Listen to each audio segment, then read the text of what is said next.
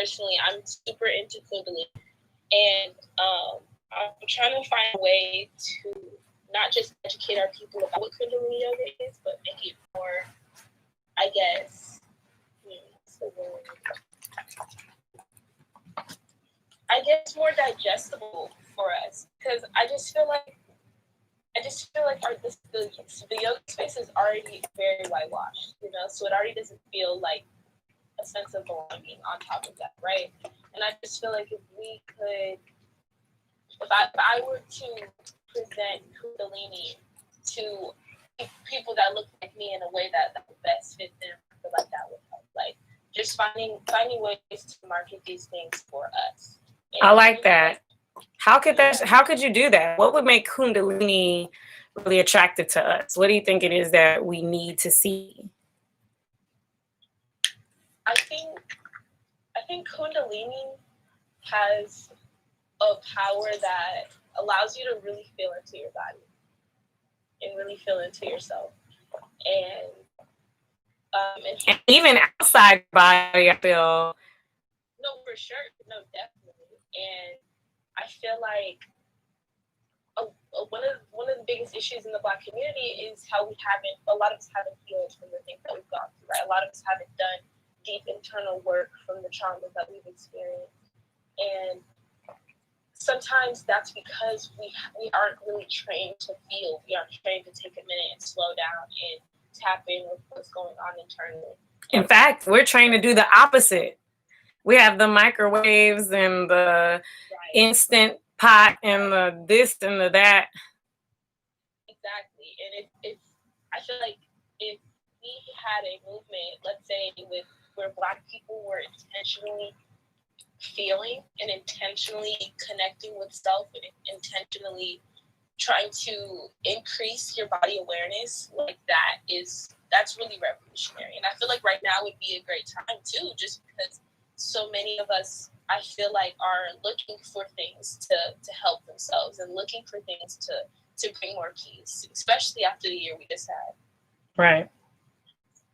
I love it. Okay, so I like where we're going with this. So we have it that our people, we need healing. We need self-connection. We need to be able to slow down.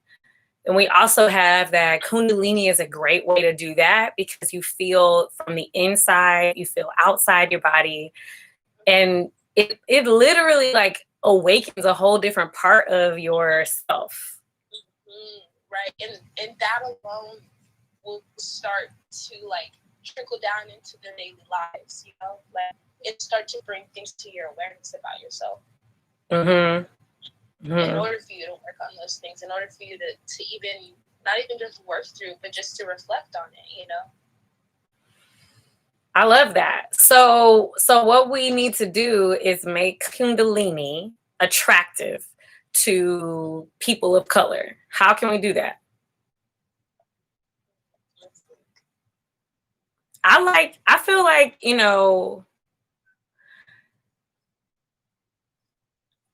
I feel like I'm getting some chat. So I'm also streaming live on YouTube. So I'm getting a chat and I'll answer your question in just a second, Ashe. So for the, train of thought just went. So whenever I lose my train of thought, I take a couple Ujjayi breath and it comes right back. It's so cool. So I'm about to do that.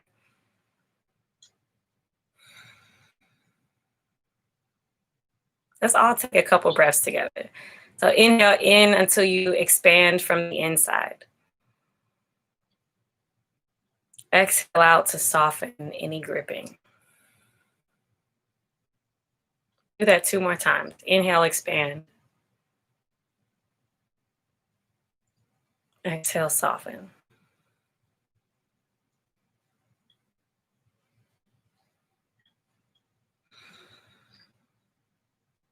All right, so what I was saying, it came back, is that there are different ways that we could go about making it attractive to our people. So we could add in something, that is a big part of our culture. So I know that, they have trap yoga out there. So trap yoga is something that, You know, whether or not people agree with one thing or the other, it's intriguing. You know what I mean? Right. Yeah, because I'm trying to figure out my thoughts on chakra yoga. I mean, here's my thing. It's like, it sounds fun, but then it just, I don't know. Go ahead. I want to hear what you think. Here's my thing. Everybody has a different path and way to come into yoga. Everybody's path and journey is different in life. So whatever brings people closer to themselves is their yoga. It's simple as that. I mean, who am I to tell you that your pathway to yourself is incorrect? I can only speak from my point of view.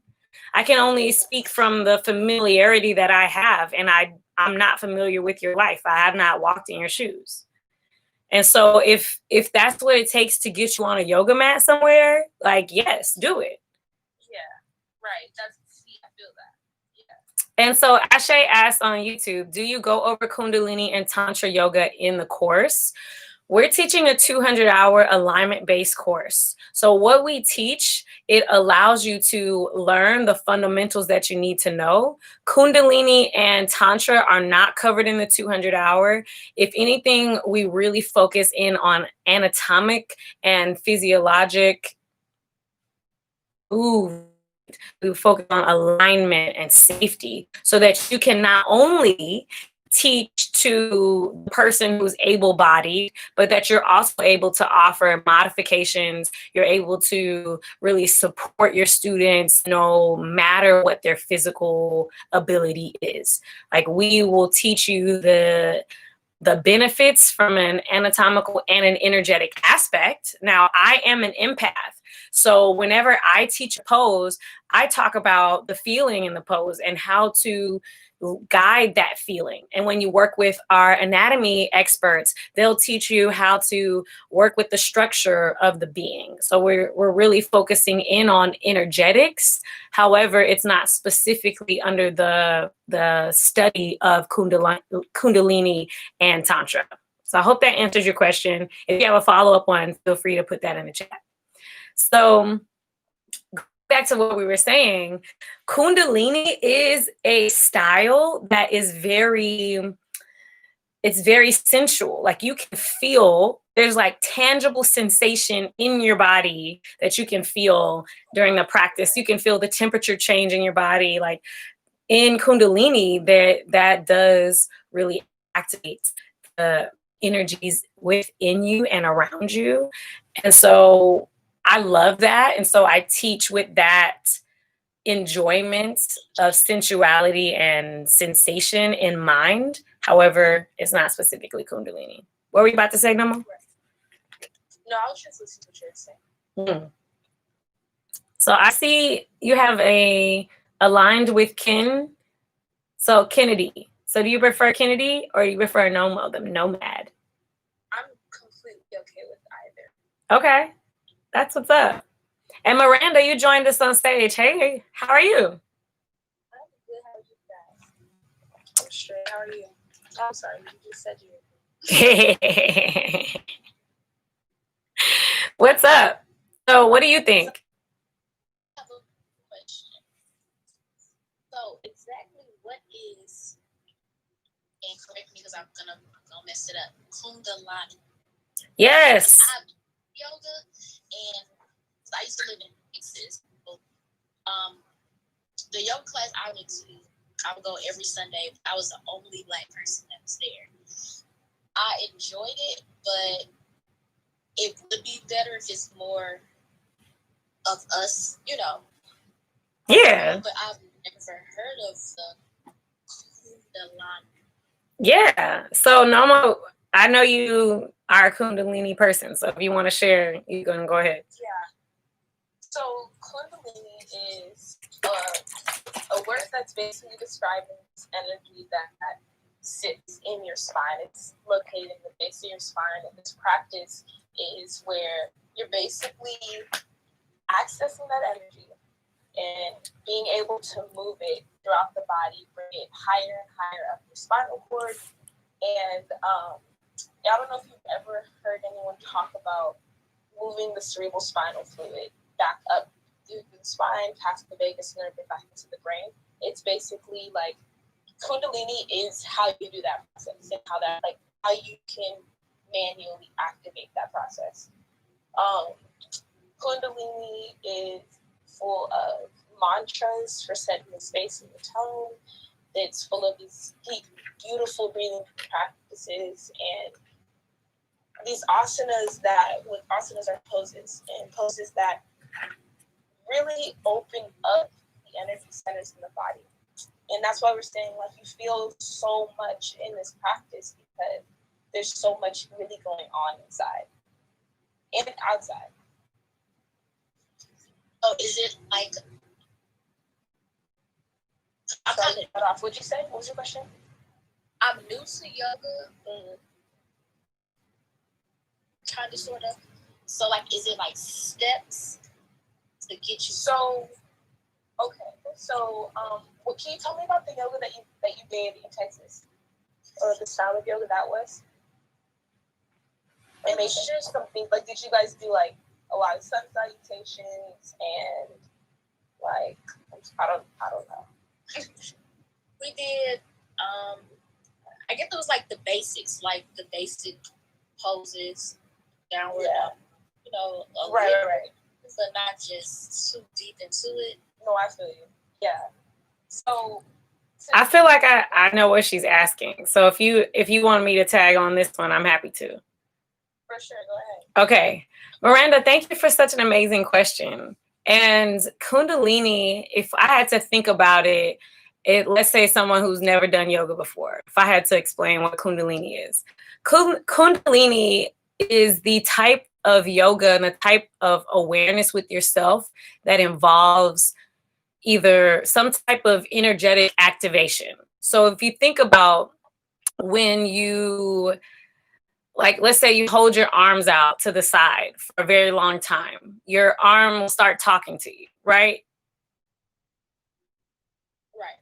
So it encompasses like stillness and movement. So like maybe if you were to move your arm around in circles, and I don't know if you ever took that gym class where you had to like move your arms out to the sides and make little circles with your hands.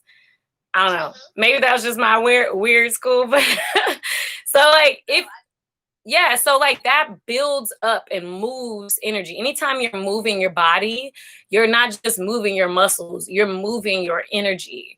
And there are lots of different postures and positions that you would do in Kundalini or in any style of yoga, but specifically Kundalini, it allows you to activate that energy in a sense of moving it in whatever way you intend. So now she was talking about moving it from the base of your spine and then you move it up towards the crown of your head. I mean, there's lots of different intentions that you can set when you're doing a practice in general, and you can also set a very strong intention with the Kundalini. So it's one of these styles of yoga, and there are many styles of yoga. There are styles of yoga called power yoga, where you tap into that very powerful side of yourself physically and non-physically. There are, sleep styles of yoga where you are guided through and you're intentionally letting go and just not doing anything and following along with the guidance. I mean, there's so much that in so many directions that it can go in. So I encourage you, I mean, if you're able to find someone online, follow any of the people here. Everybody here is interested in yoga, so follow everybody and then just stay connected. And like, your journey is so valid. So I'm excited for whatever you find that works for you. That makes sense. Yeah, awesome. Have you ever tried trap yoga? I've heard of trap yoga, but I've never tried trap yoga. Well, we're trying to figure out. I'm thinking of like a turn down. I don't want to be turned up when I'm doing yoga. Right. There's definitely the ability to do the relaxation, and yoga can also be a way of, especially if it's done, at certain times of the day. Like if you do it in the morning to help, like some people drink coffee, other people do yoga. That could be something to bring your energy up. And then at the end of the day, if you want to bring your energy down, you could do that, or however you choose to set it up. It's totally good. When do you practice, Noma? When do you like to practice? I think I'm gonna start doing it more so in the morning, but I'm doing it like on my just trying to go with my own flow, if that makes sense. That makes a lot of sense. Are you a certified teacher? I know you say you're new to yoga, but I mean, are you new to teaching yoga, or you mean new to practicing? New to practice. Okay.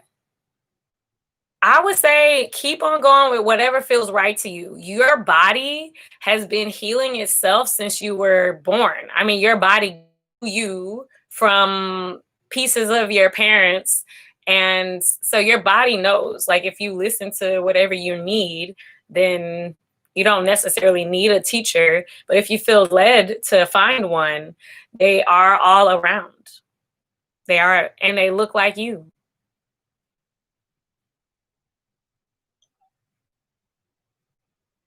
Hey, Kennedy, when do you like to practice yoga?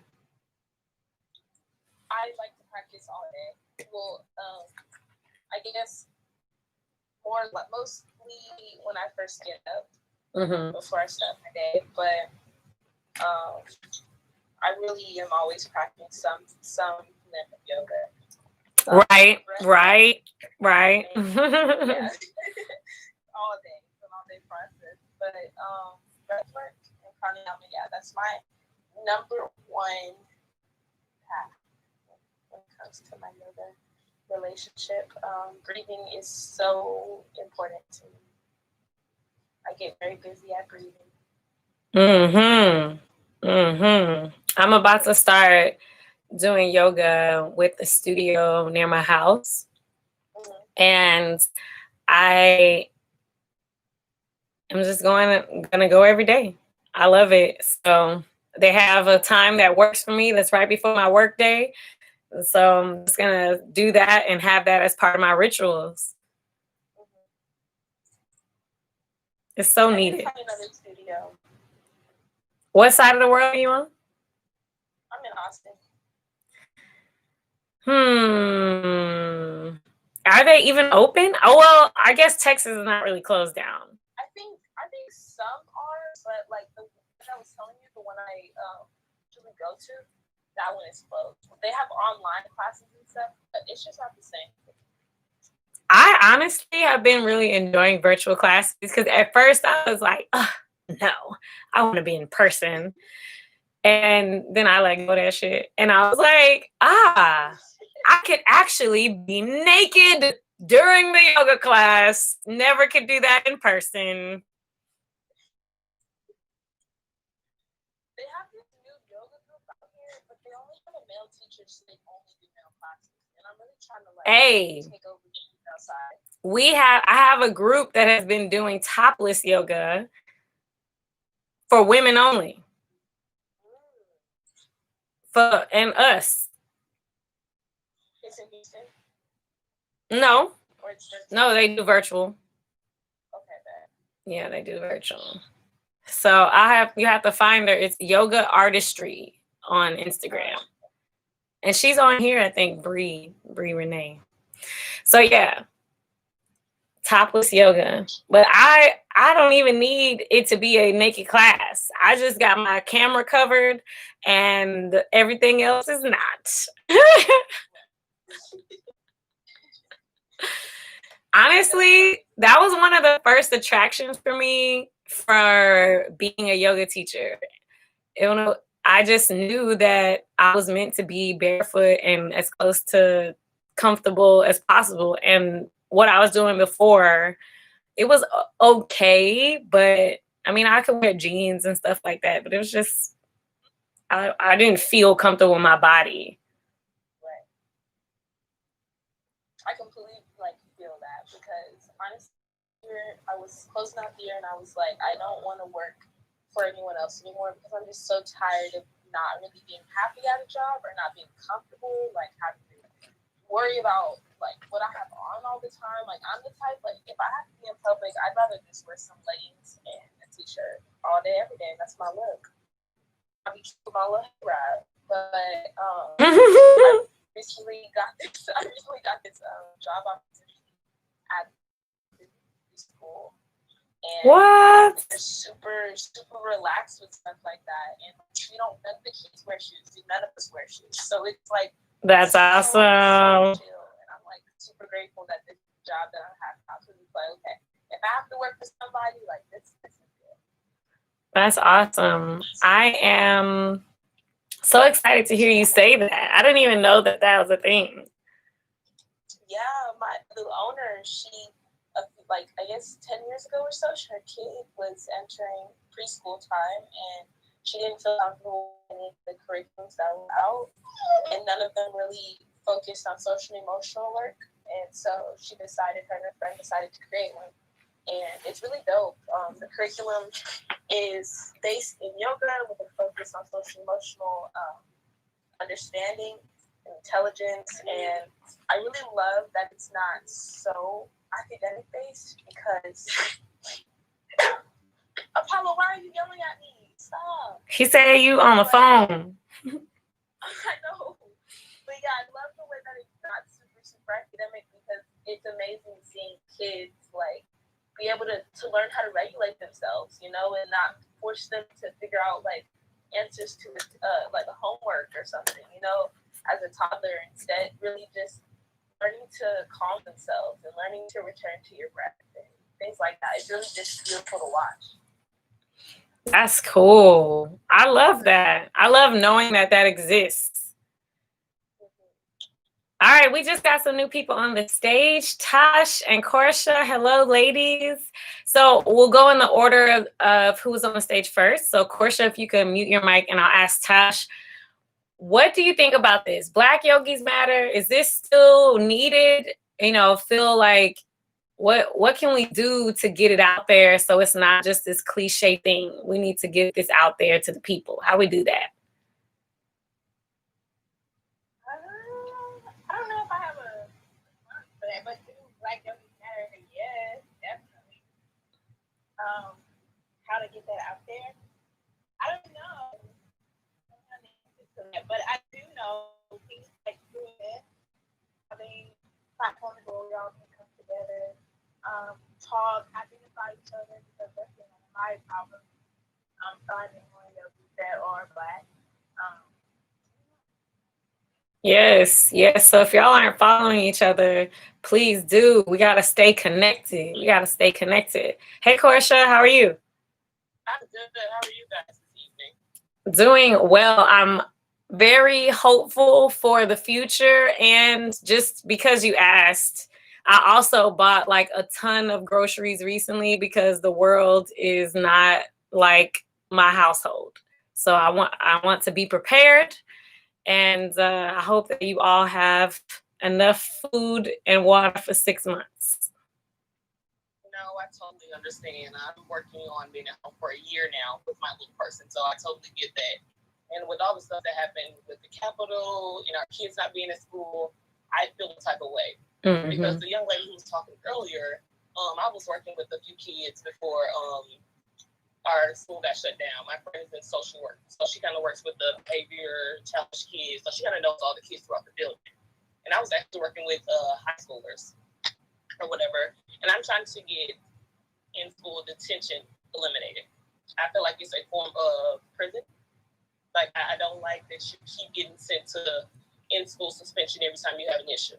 I feel like if a child or a person continually has an issue and nobody's going to discuss it with them, that there's going to forever be an issue.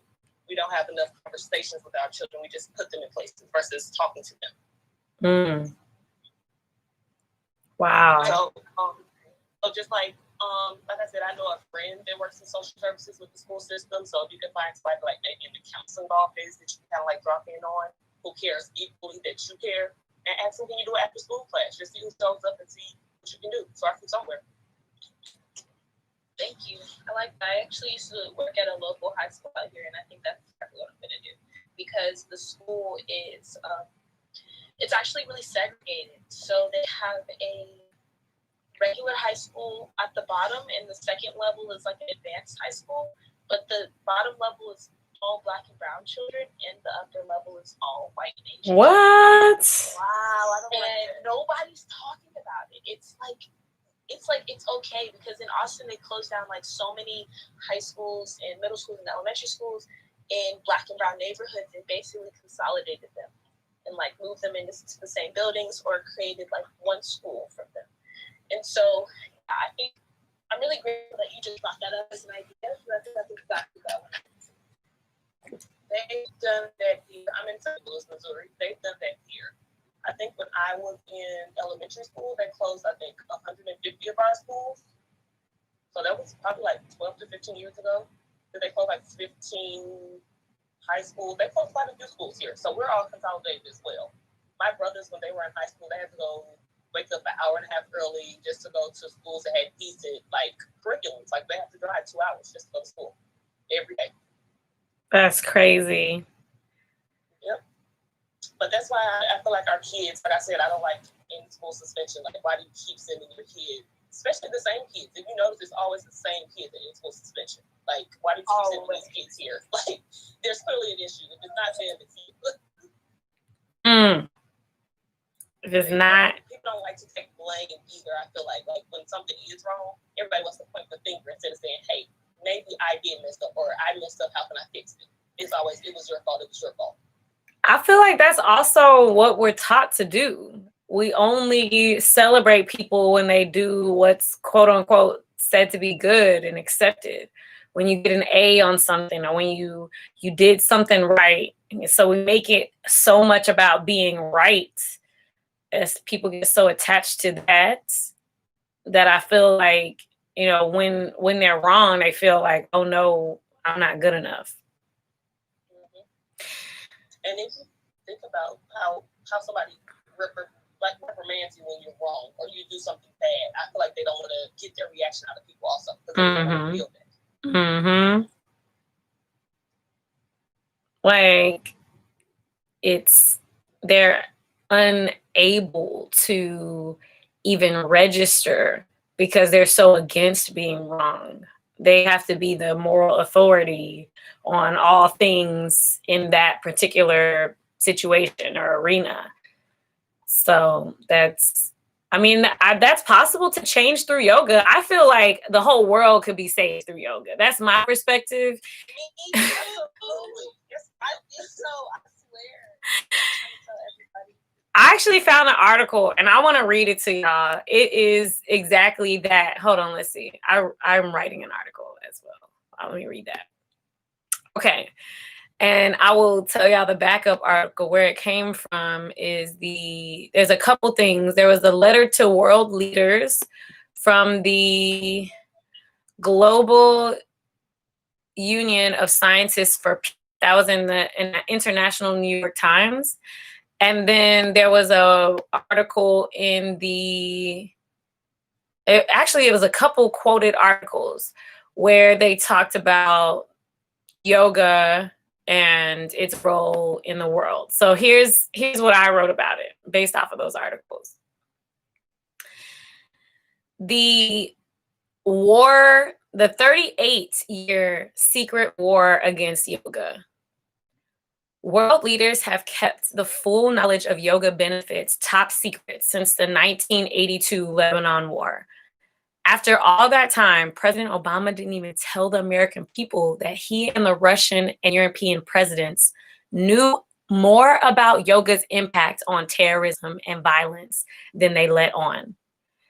It took a league of yogis and scientists at GUSP, Global Union of Scientists for Peace, to uncover almost 4 decades of government research that war and wellness are connected. Since then, more studies have been implemented by the RAND Corporation and published journals on social behaviors and rehabilitation. The crazy data they found is that it shows it only takes 1 1% of the population doing yoga to positively affect the entire world. So if the government and private researchers have it correct, we finally have our answer to solve worldwide terrorism, violence, and war. That's really cool. But the fact that 1% makes that huge of a difference lets us know that 1% of the world is not doing yoga, which is sad. Right. Let me see. What's the population of the world? I know any of you guys could attest to this too. Like, yoga changed my life. Yoga shifted my life. It shifted my reality in ways that I don't want to go back. Like, you know, like I don't. The life that I'm living now that I brought yoga into my practices is a life that I never experienced, that I never really thought I would experience, but I'm grateful to be here. And I feel like if yeah, for sure, 1% of us got to a place of accepting self and loving self and healing within, I think that, of course, changed the trajectory of all of us, for sure.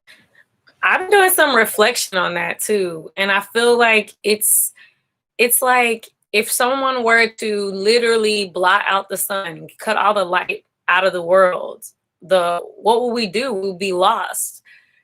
It's literally like they're cutting off the connection from themselves. Like, people actually are feeling lost. And so if there's the energy of just 1% that would affect the other percents, like when I started reading behind that article, I was seeing that they were studying this during war times. Like they discounted for other possible things that could, you know, even impact the numbers of violence going up and down. They were looking at, on those days, they would have a group of people all meditating and practicing at one time. And that in that war, on those days, during those times, that shifted the amount of violence and the number of deaths in a war. I'm like, this wasn't just a regular, you know, dandy Tuesday. It was actually like people angry, people fighting. Okay, so the population of the world right now is 7.8 billion. Oh, sorry. That says 2020 population. Not sorry. 2020 population was 7.8 billion. And that means that 1% of that, where's my calculator? Because I don't do math in my head very often. So we got 7.8 billion. So 1% is 0.01 times 0.01. So that would be, so if that's billion, oh man, 0.78 is the total. Let me see what that calculates out to, because I gotta look it up. But it's far less than 78 million. I think that's almost 1 million. Let me see. I might be making that up. Don't quote me, y'all. What do you think, Portia? I think that I accidentally cut you off. No, you're fine. I actually just had a question about, like, how you said if you're all to like sit down and meditate and focus. Well, not meditate, but sit down and be together, like all at once, and focus on something. Mm-hmm. Have you ever experienced in your class, like somebody ever told you they're scared of meditation because they're scared of their thoughts? I feel like so many of us people of color, like, we're traumatized by something, our thoughts. Like, I don't know what it is. Like, I hear so many Black and brown people, like, I don't want to meditate. I don't want to sit still. I don't want to be quiet. I can't do that. Like, relax. First of all, you're already anxious just from responding to the question. Like, you don't know what it'll do. But so many of us are so fearful of just sitting and being. Like, why is that? Well, there's a lot of things that. Go ahead, Nama. Yeah, I was just gonna say what I said earlier. It's just like we're indoctrinated to not feel, to not want to tune in, to not want to sit with self. You know, it's so deep that in some parts of the South they'll go as far as to say yoga's evil. Like, yeah, sit with yourself is evil. You know what I mean? Like this is it's deep programming. It's very deep programming, and it's interesting, Alicia, that you said that you even brought up that they've been withholding this information from us because it's true. It's like they force you to not connect with self and then tell you, oh, but that thing that helps you connect with self, it's evil, so stay away from that. So it's like it's almost it's so hard to convince someone that it's okay to be with yourself when they've been indoctrinated to believe that that is something of the devil. You know, like just think of like the words that like we just said around connecting and sitting and breathing. Mm-hmm. Like I think I got to see that because I think the first time I posted about like out loud on yoga was on Facebook, and my family is super religious. It's like Kojic, Church of God in Christ, blue jean skirt down to your ankles. Mm-hmm. Called me like on FaceTime, started praying. I'm just like, after you're finished, I'm gonna go my mat and I'm gonna go pray also. But for you, I was like, I still pray. I'm not a demon. I'm not any of those things. I just think it's okay to be with myself. I think it's okay to feel my thoughts and my feelings and to process them. I don't want to raise my child to be angry or to not deal with what's in front of him. I don't want to raise a human like that. I'm not saying that I was raised like that, but I've seen people raised like that. Right. And that's one. Well, you know, I feel like when people are really religious and they think about it, yoga can actually complement whatever, anything that you're doing. So, I mean, there's people who do holy yoga. And some people have asked me about doing like Christian-based yoga. I'm not even gonna lie, I haven't even touched it because I don't know how I feel about it. Like, I think it can be done. It I can be done. absolutely feel like it can be done, but I don't think I have the space here or I have that community of space where I feel like I'm comfortable in for me to do it. I feel you. There's this book, it's called The God Design. And basically this woman, she goes through the different parts of the Bible and connects the Bible to being like a guide to our own bodies, like our own internal selves. And one main part that she talks about in the book is basically moving the cerebral spinal fluid up the spine, like I talked about earlier, and back into the brain. And Kundalini does that, and I think like you could easily show like those type of like connections. I think Christian yoga would be interesting. Me too. I've never really been in a session, but I can only I feel like it would be like a sermon in your body. Yeah. Right. Yeah. Right. You just take whatever concept in the story and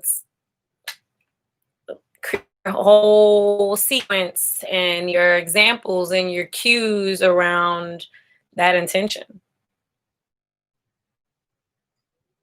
I think that would be an interesting way to make it more palatable to some people that look like us. And I think another one I was going to bring up is yin yoga. I think because I feel like a lot of things that I hear about yoga, like why people don't want to join yoga classes or go to one or participate, is because people feel like you have to be flexible for yoga. People feel like you have to be strong for yoga. And yin, I feel like cancels all that out. Depends on who class you go to. That is true. That is very true. So I like that because we were just talking earlier about what you were saying. Maybe that's what we do. We create a friendly yoga that brings people from that avenue in, because they're not going to come in because of trap yoga.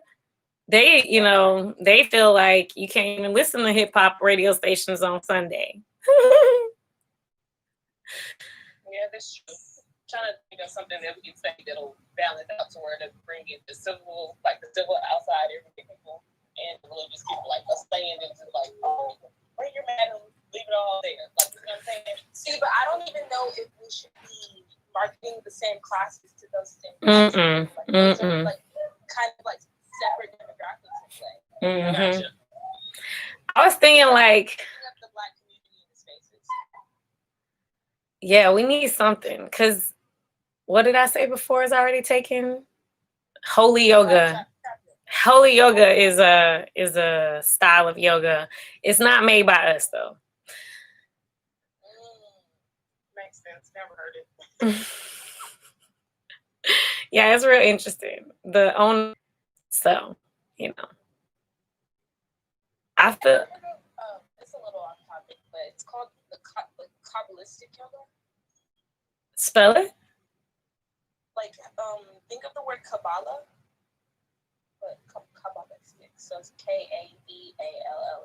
I feel like I've heard that term before. I'm not familiar with its significance and meaning. Okay.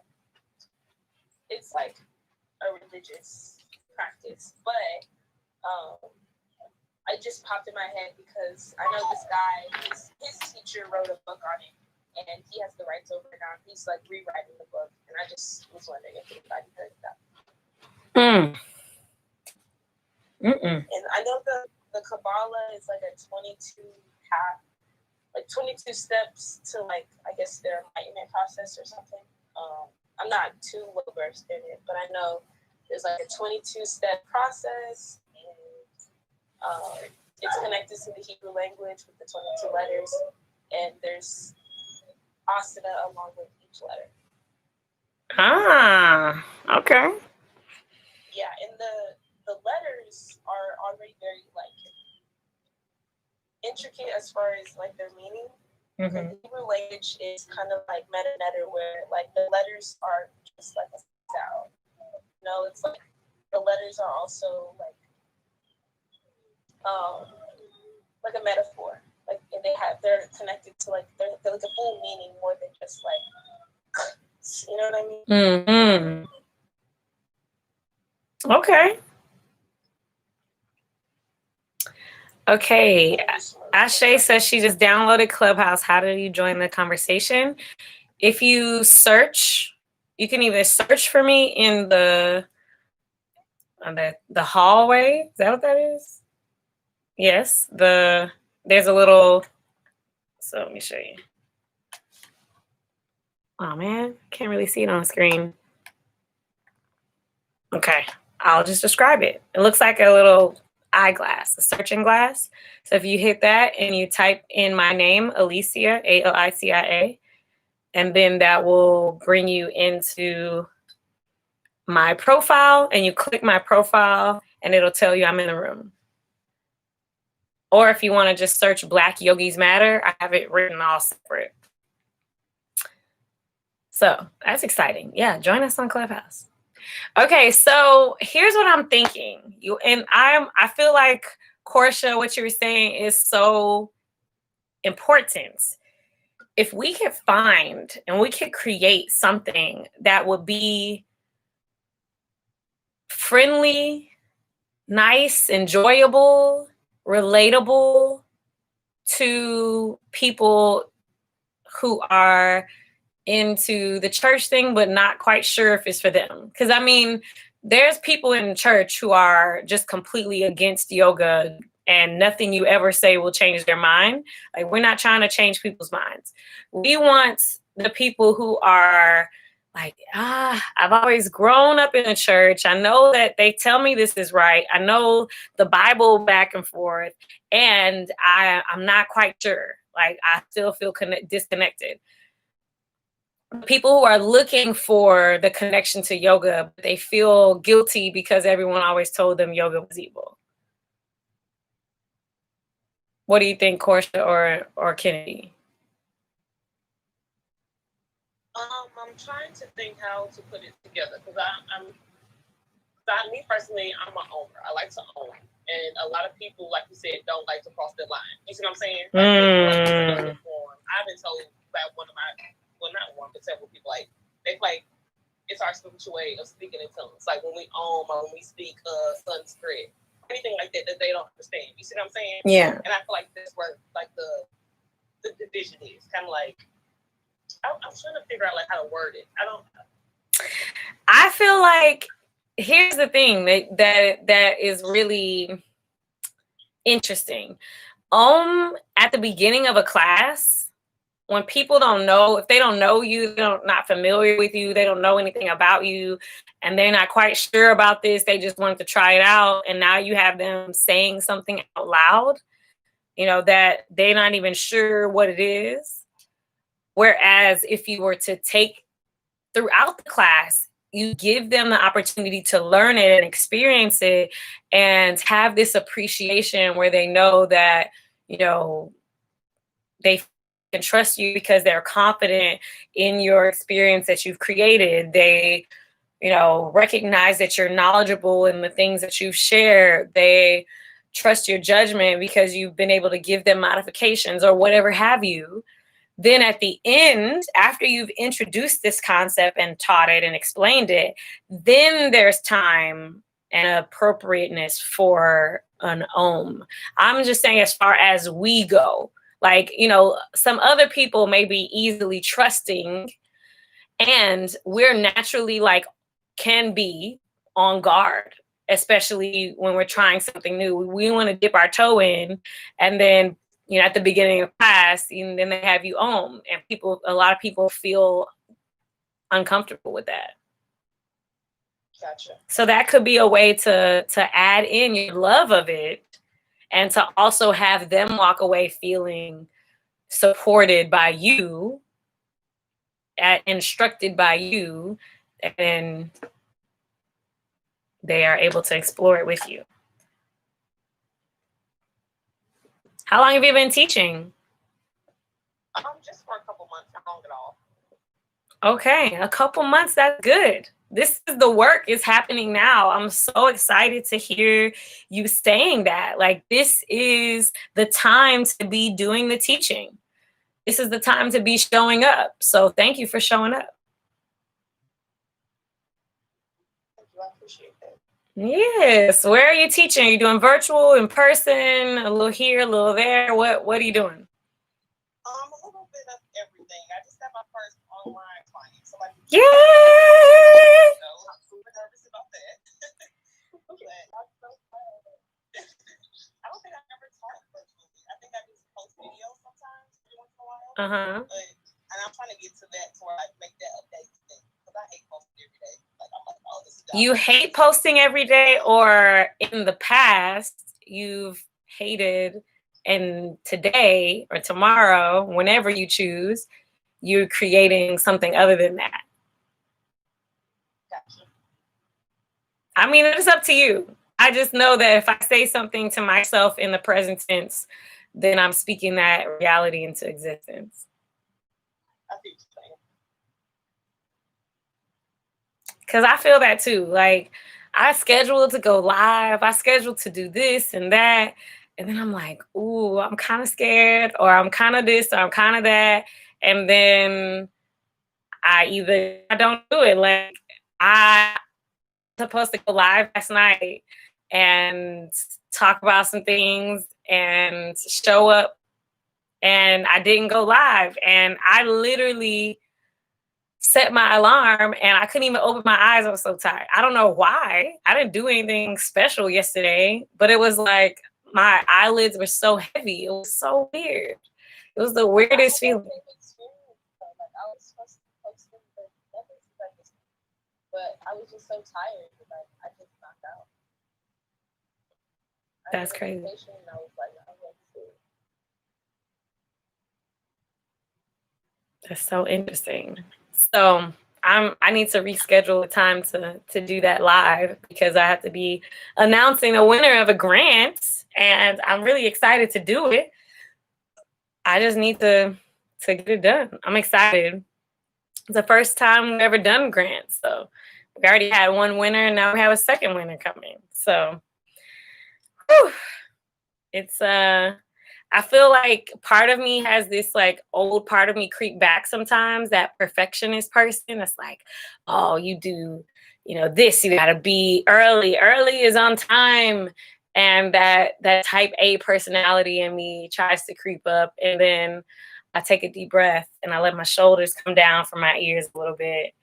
And I just remember that everything is in divine timing. So I gotta prepare, play my position, and then like, if things don't happen in the time that I think, that's okay. I just do them in the time that's right. I'm glad you said you're still getting nervous, because like I said, I've been teaching for a couple months, and sometimes before class, I'm just like, oh, geez, it's really people here right now waiting on me.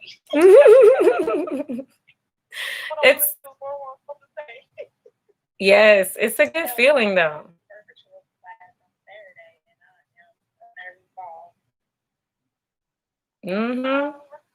I'll come stop by. It's normal. It's 100% normal. And even when I was teaching in person, I was, before I walk in the door, take me a deep breath, or 3 or 10, depending on that day. And then I step in, and I mean, then afterwards they tell me that they like the class. I was like, cool, glad you liked it. So you do your thing, and whatever your gift is, that's what you tap into. That's what you lean on. You lean on your breath, you lean on your gift, and it helps you to find your rhythm. I know for me, my gift is feeling. I can teach a class and close my eyes and still give you cues that would help to tap into wherever you're going. And I don't necessarily teach my classes with my eyes closed, but I can feel in the room when there's something happening. So I definitely encourage you to figure out what your gift is. If you can see things, if you can hear things, like all those different types of things. And who has a virtual class coming up? Both of you guys are about to teach virtually? I was saying I have one coming up this Saturday. And then mine is a personal client, so I'll do her twice a week. I would say figure out how you want to set up your video, because you have them set it up, and at least for their safety, at least be able to see their feet and hips. So have them set their videos up so that you can see their feet, their mat, and their hips. Depending on how close they are to their camera, you're not going to always be able to see their entirety of their body. So if you have to choose, get feet and hips, because then you can tell, like, if they're doing something structurally, you could probably, just from your intuition, tell, like, in certain poses what they may be doing with their body above their hips and their feet. But protecting your knees and alignment and stuff like that, being able to see the lower part and the foundation has been really helpful for me in teaching. Cool, I like that. Thank you. Yeah. I just keep telling myself, be true to yourself, be true to yourself, be true to yourself. Because I don't want to get wrapped up in doing something that's not true. That's the whole point of me starting my own thing, to be me. Well, you'll have to figure out what that is, especially as you grow in your practice. It might change. You might think that you like something because that's how you like to practice. But when you teach, you might enjoy doing it in a different way. The way that I teach and the way that I practice can vary often. I enjoy practicing a much slower practice or a much more inversion-based practice. And when I teach, I don't teach like that.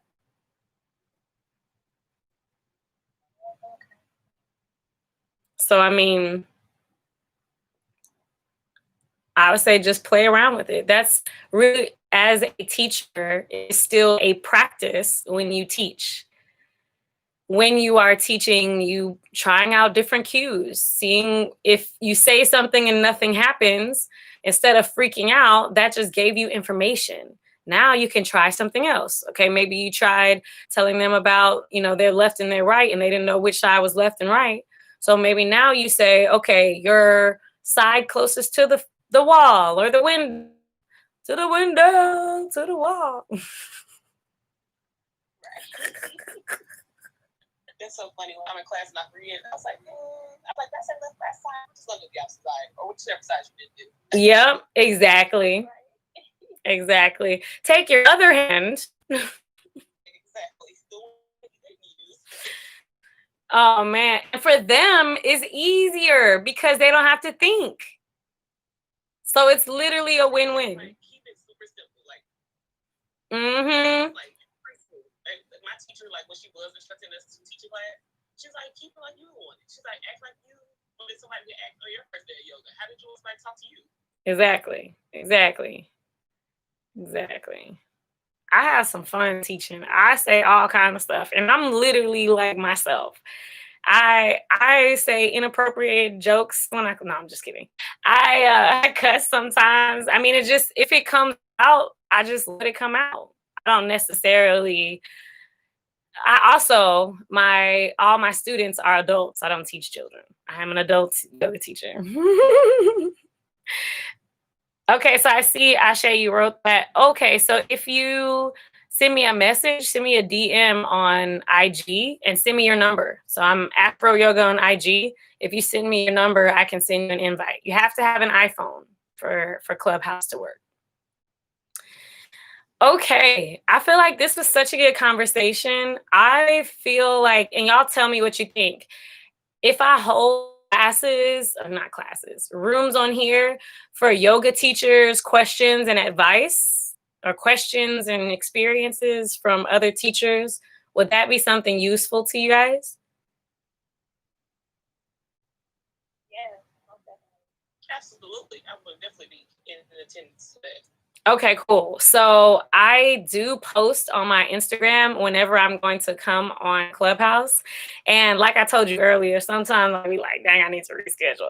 So I update it anytime if I do need to reschedule, I update it on the Clubhouse. So if you come to any of the Clubhouses and join, I truly appreciate when you let other people know, when we share this knowledge and we grow as a community.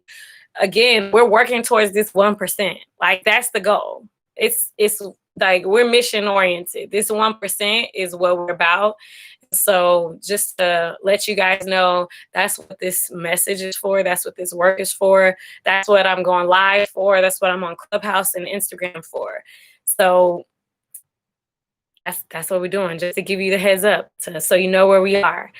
And the more we do this work, the more people are going to come, and everyone who's in on it in the jump, like y'all are the home team, and we keep on getting more foundation so that we can grow bigger and bigger. So I thank you for all being here, and I am actually co-leading a meditation in the morning if y'all want to join.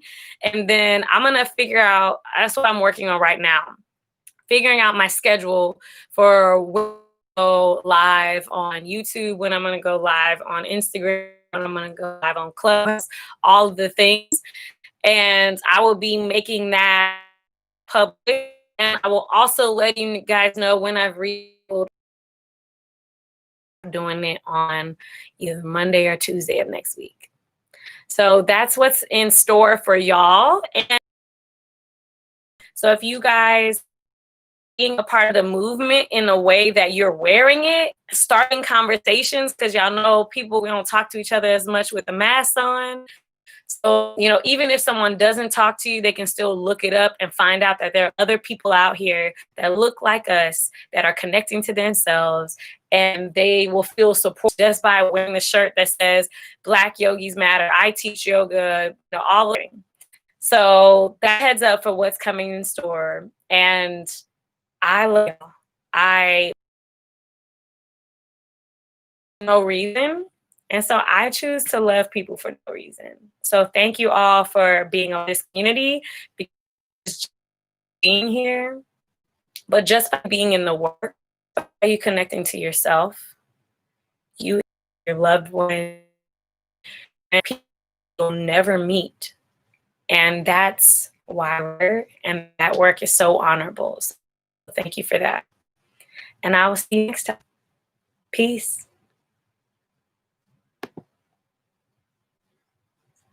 Y'all.